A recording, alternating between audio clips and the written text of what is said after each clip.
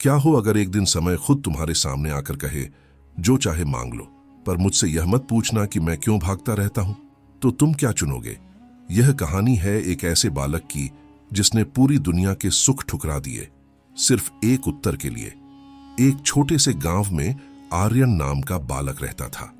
बचपन से ही वह एक अजीब प्रश्न में उलझा था। समय क्यों भागता है? क्यों हर खुशी, हर रिश्ता धीरे धीरे छूट जाता है?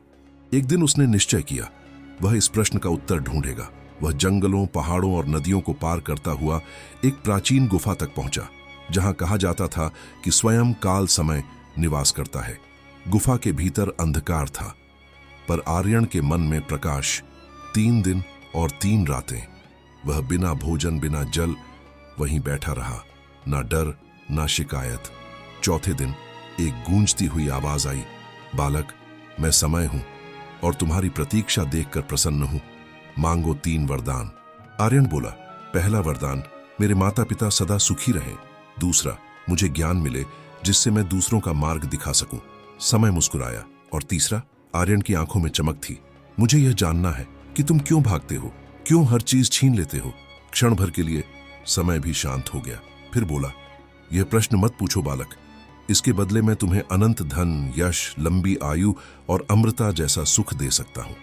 आर्यन ने सिर हिलाया, ये सब भी एक दिन खत्म हो जाएंगे, क्योंकि आप हैं। मुझे बस सत्य चाहिए। अब समय समझ गया, यह कोई साधारण बालक नहीं। उसने कहा, सुनो, मैं भागता नहीं हूं, मैं तो बस चलता हूं। भागता इंसान है जो हर पल को पकड़ना चाहता है। मैं कुछ नहीं छीनता। लोग खुद ही वर्तमान को खो देते हैं, भूत और भविष्य के चक्कर में। जो मुझे समझ लेता है वह हर पल में जीता है, और जो हर पल में जीता है वही अमर हो जाता है। उस क्षण आर्यन की आंखें बंद हो गईं, और जब खुली वह वही बालक नहीं था। उसे समझ आ गया था, समय दुश्मन नहीं, एक दर्पण है। और उस दिन एक बालक ने वह जान लिया जिसे समझने में लोग पूरी जिंदगी बिता देते हैं।